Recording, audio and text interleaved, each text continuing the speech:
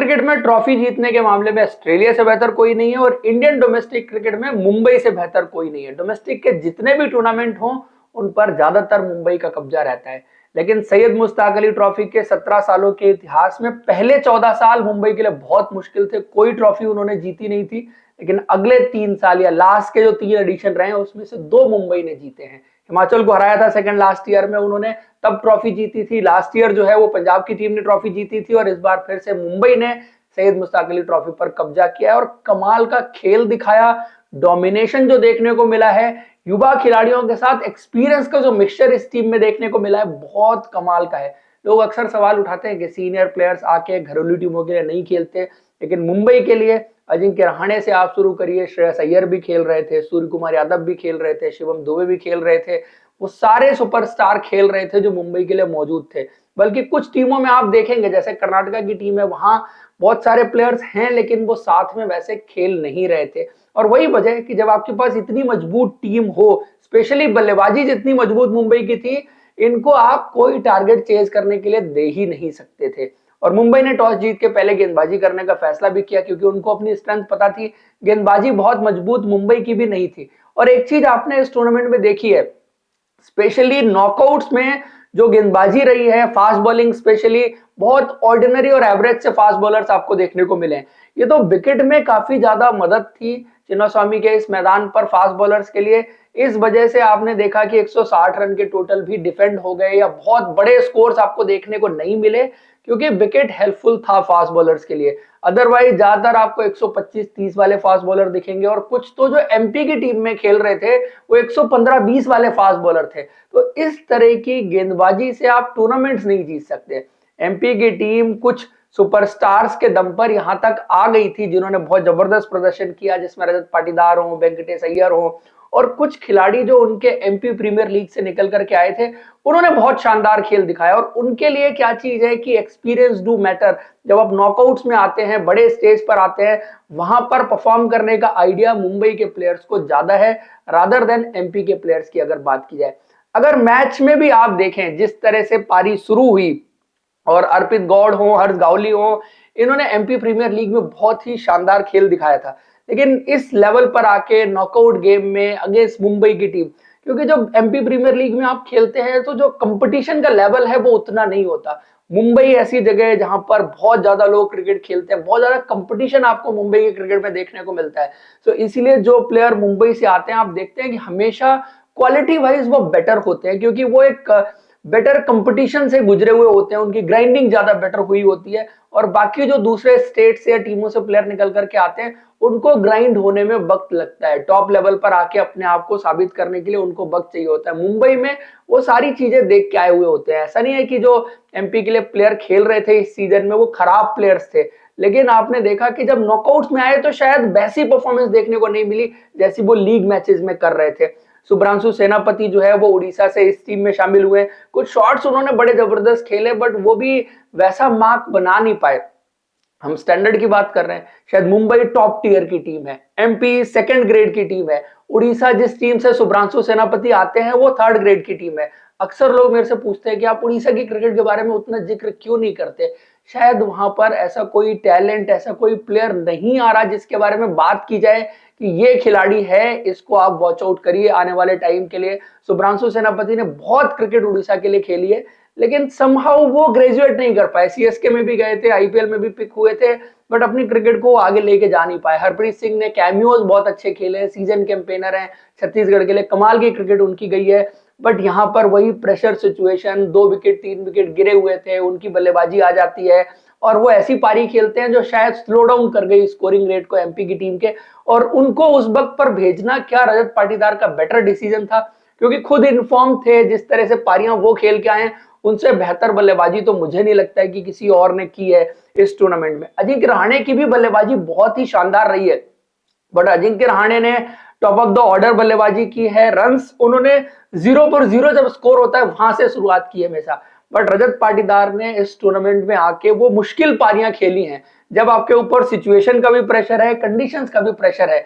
होता क्या है कि जब 2 विकेट गिर जाते हैं और थोड़ी मदद फास्ट बॉलर्स के लिए हो तो फिर फास्ट बॉलर और चढ़ के गेंदबाजी करते हैं और आपके ऊपर प्रेशर है कि 2 या 3 विकेट गिरे हुए हैं और वहां से आपको रिवाइव करना है अपनी टीम को। उस मामले में रजत पाटीदार बहुत ही शानदार रहे, बहुत डिस्ट्रक्टिव पारियां खेली हैं, बहुत इंपैक्टफुल पारियां उन्होंने खेली हैं और यहां पर भी जो 40 गेंद में 81 रन की पारी उन्होंने खेली, आई थिंक बहुत ही कमाल की पारी थी उनकी तरफ से देखने को मिली। अंपायरिंग को लेकर के कंट्रोवर्सी जरूर हुई और जिस तरह से थर्ड अंपायर अंपायरिंग कर रहे थे, बिल्कुल वो बायसनेस मुंबई की तरफ दिखी, चाहे वो रजत पाटीदार का नो बॉल वाला डिसीजन हो या उसके अलावा भी कुछ डिसीजन जिस तरह के देखने को मिले। वेंकटेश अय्यर का कैच जो अजिंक्य रहाणे ने तो क्लेम नहीं किया, बट अंपायर क्या कर रहा था उसमें देखने की कोशिश, क्या बॉल ग्राउंड पे लगी है, रादर देन ये देखने की क्या ये क्लीन कैच हुआ है। सो आपका प्रोस्पेक्टिव आप उस डिस्कशन में खुद बता दे रहे हैं कि मैं क्या देखने की कोशिश कर रहा हूं, और जब फील्डर क्लेम नहीं कर रहा उस वाले कैच को, अंपायर उसमें ये देखने की कोशिश कर रहा है कि क्या बॉल ग्राउंड पर लगी है।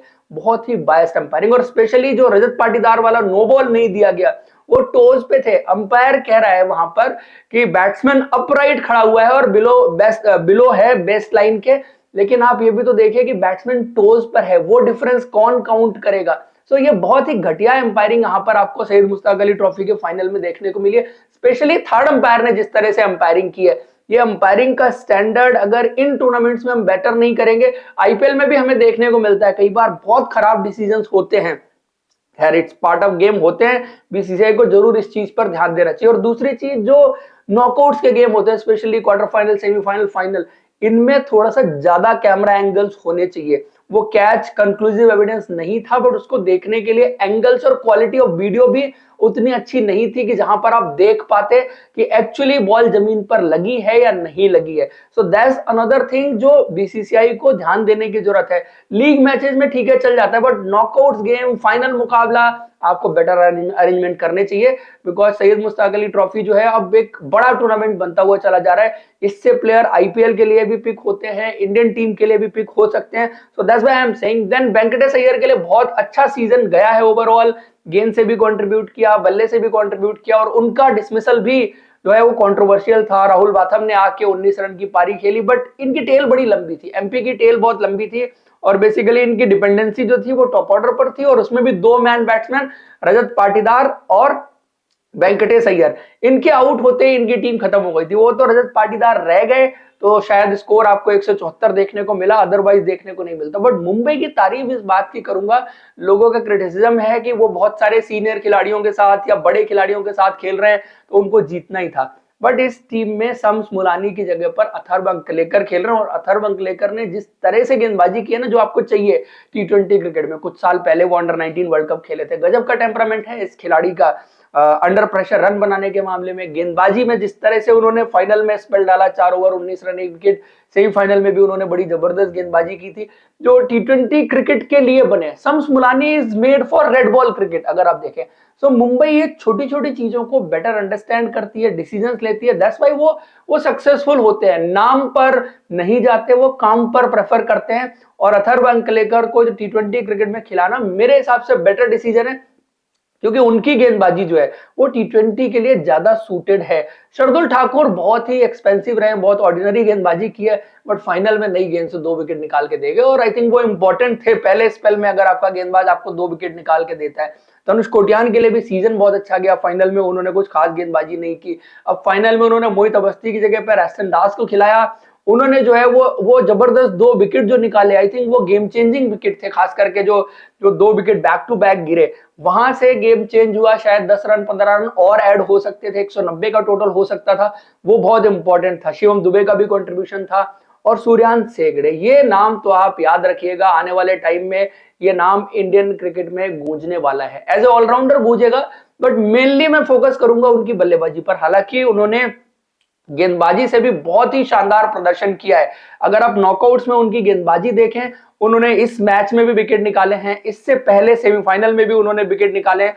तो जो परफॉर्मेंस उनकी रही है गेंदबाज के तौर पर, बल्लेबाज के तौर पर, दोनों मामले में अच्छी रही है। सेमीफाइनल में 2 विकेट थे, क्वार्टर फाइनल में उनके 2 विकेट थे, अब फाइनल में उन्होंने वो क्रूशियल विकेट निकाला। प्लस बल्लेबाजी में जो प्रदर्शन उनकी तरफ से देखने को मिला है, उनके लास्ट के 4 मैचेस में 4 गेम फिनिश करने वाली पारियां हैं, जो इंपॉर्टेंट मैच था आंध्रा के खिलाफ, अगर मुंबई वो मैच हारती तो शायद केरला क्वालिफाई कर सकती थी, मुंबई का क्वालिफिकेशन भी नहीं होता। वहां पर आके उन्होंने 9 गेंद में 30 रन की जो पारी खेली थी, आई थिंक बहुत ही आउटस्टैंडिंग थी। उसके बाद आके विदर्भा के खिलाफ उन्होंने क्वार्टर फाइनल में जो पारी खेली, 12-13 गेंदों में 36 रन की पारी थी, वो भी बहुत जबरदस्त थी। और कल आके जो उन्होंने 36 रन की पारी खेली, वो भी गेम एकदम उन्होंने सडनली फिनिश कर दिया। प्रेशर बना था मुंबई के ऊपर क्योंकि 3 विकेट लगातार गिरे थे। तो एक तो टेम्परामेंट के वाइज बहुत ही शानदार प्लेयर लगे आपको। फिनिशर आपके पास बहुत कम ऐसे प्लेयर मिलेंगे जो फास्ट बॉलिंग करते हैं और फिनिशिंग का रोल प्ले कर सकते हैं, बिकॉज इंडिया ढूंढ रही है उस तरह के प्लेयर जो नंबर 6 पर बल्लेबाजी कर सके और गेंदबाजी में भी कंट्रीब्यूट करते हो। ये तो सोने पे सुहागा वाली बात हो जाती है कि फास्ट बॉलिंग कर सकते हैं ये। तो इनकी बल्लेबाजी में जो जो क्वालिटीज हैं कि temperament, finishing plus skill set की बात करें, जो बैट स्पीड इनकी है ना, बहुत कमाल की। और जो बैक एंड अक्रॉस मूवमेंट इनका है वो मेरे को बहुत ही अच्छा लगता है, बिकॉज आप इसमें ना डेप्थ ऑफ द क्रीज का भी इस्तेमाल करते हैं, आप आगे जाने के लिए भी तैयार रखते हैं। जैसे अगर आप इनको गौर से देखें, जैसे हल्का सा बैक एंड अक्रॉस जाके खड़े हो जाते हैं, और जब आप बैक एंड अक्रॉस जाते हैं तो आपके लिए फील्ड क्या खुली होती है, आप पूरा फील्ड अपने लिए खोल लेते हैं वहां पर।